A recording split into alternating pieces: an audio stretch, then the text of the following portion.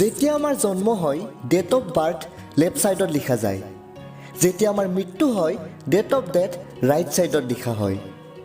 আৰু তাৰে মাজত যিখিনি সময় থাকে সেই সময়খিনিয়ে এই দুটা তাৰিখক চিৰস্মৰণীয় কৰি তোলে নিজকে প্ৰশ্ন কৰা সেই দুটা তাৰিখক চিৰস্মৰণীয় কৰিবৰ বাবে আজি তুমি কি কৰি আছা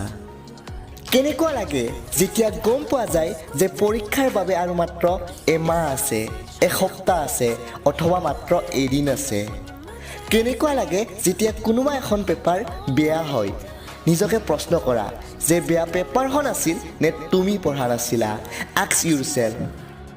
প্ৰত্যেক দিনে আমাৰ ওচৰত কিছুমান অপচন থাকে কিবা কৰাৰ অথবা কিবা নকৰাৰ কিবা ভাল কাম কৰাৰ আৰু কিবা বেয়া কাম কৰাৰ ডিসাইড তুমি কৰিব লাগিব যে তুমি ভাল কাম কৰিবা নে বেয়া কাম কৰিবা এজন টপাৰ আৰু তোমাৰ মাজত একো পাৰ্থক্য নাই টপাৰজনৰ শৰীৰৰ অংগবিলাকেও তেনেকৈয়ে কাম কৰে যেনেকৈ তোমাৰ শৰীৰৰ অংগবিলাকে কাম কৰে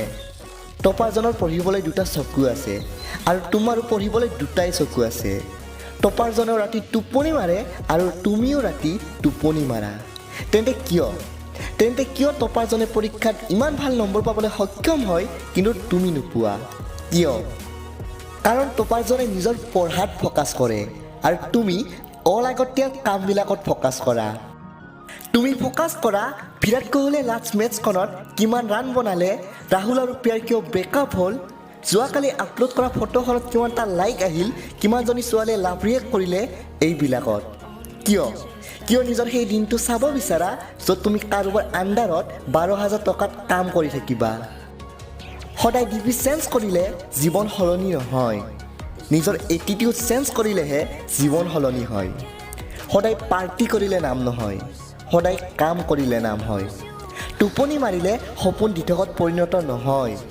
টোপনি ক্ষতি কৰি কষ্ট কৰিলেহে সপোন দিঠকত পৰিণত হয় নিজকে ইমানখিনিলৈকে সলনি কৰি পেলোৱা যাতে মানুহে পাগল হৈ পৰে তোমাক আগৰ দৰে পাবলৈ ভিডিঅ'টো লাইক আৰু চেনেলটো ছাবস্ক্ৰাইব কৰিবলৈ নাপাহৰিব